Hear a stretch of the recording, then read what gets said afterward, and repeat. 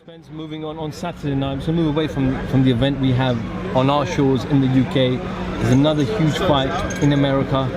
Manny Pacquiao at 40 years of age and Keith Thurman.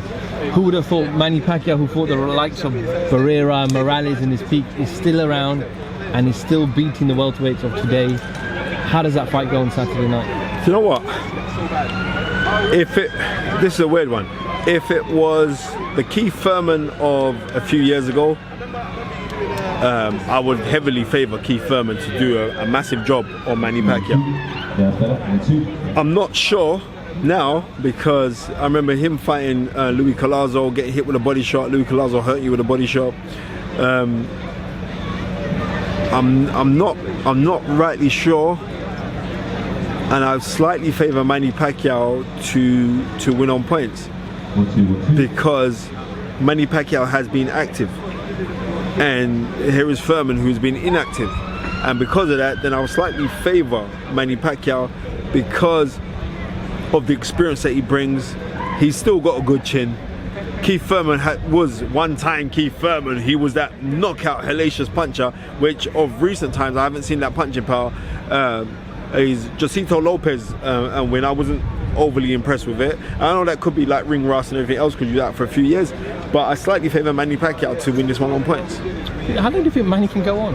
I'm not sure. I mean, I'm not sure, but one thing for certain, I don't want to see Manny Pacquiao and Floyd Mayweather again. I don't want to do that. You said Floyd Mayweather, I'll mention it and we'll end it with this. We lost a boxing icon this week, Pernell Whitaker. Obviously I referred to Floyd Mayweather. Floyd had a very similar style to him. What did Pernell do for boxing and his particular style for boxing, and how would he be remembered? As the closest thing today that we're going to see to a Pernell Whitaker, and he doesn't rank up to him, is Lomachenko. They do a lot of similar things. But what Pernell Whitaker did, the things that he did, you couldn't teach those things. Eddie Futch, one of the greatest trainers of all time, referred to Pernell Whitaker as a 50s fighter and said there were similarities between him and Charlie Burley. You young kids go and watch who Charlie Burley was. Charlie Burley was a man that allegedly Sugar Ray Robinson didn't want to fight when he won the middleweight title in 1951 against Jake Lamar. What was that? February 14th, 1951. Anyway, right. But it's an easy one to remember because Valentine's Day, right? Pernell Whitaker was just a genius. I'm saying to any young kid out there who, if you want to watch something that was mesmerizing, go and watch Pernell Whitaker's 1989 fight versus Jose Luis Ramirez.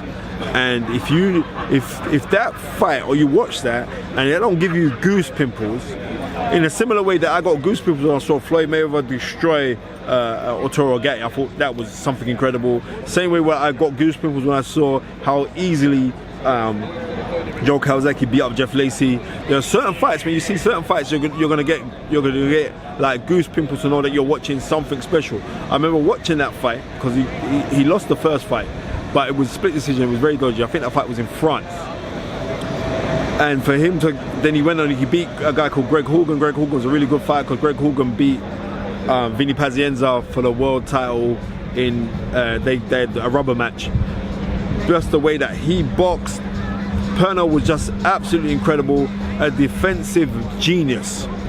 And when we say there's similarities between him and Floyd, there isn't. Floyd blocked shots. This man could stand in front of you. You couldn't hit him if you had a handful of rice. An amazing fighter, an incredible loss to boxing. He was a 4-weight world champion. I remember he fought a guy called Vasquez, who was an Argentinian, who was a bad boy. Vasquez beat Winky Wright. Ronald Winky Wright is another defensive genius fighter, and he beat him up like, even though it was early in his career, but he beat him up like nobody's business. Just beat him up, walked through him, knocked him down about 4 times. Pernell Whitaker, who started off as a lightweight as a professional, took the fight, and Pernell Whitaker played with him to become the light middleweight champion of the world. Pernell Whitaker's an excellent fighter, man. Absolutely excellent fighter. His fight against Julio Cesar Chavez was in '93, which was it came out as a draw. He won that fight. Pernell Whitaker is on many people's top 10. Because of Pernell Whitaker, I actually like Max Kellerman. Because Max Kellerman, no one don't sing his praises like Max Kellerman. Max Kellerman goes out of his way to sing Pernell Whitaker's praises.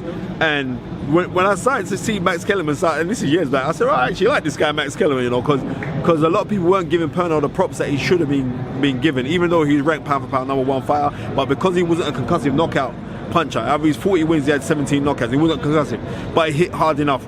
But he had skills to pay the bills, heart to play the part, and he's going to be sorely missed. Spencer Fearon, thank you very much for your deep knowledge. I'm sure we'll catch up with the rest of the fight week. 100%. Spencer Fearon for FightHype.com. Thank you very much.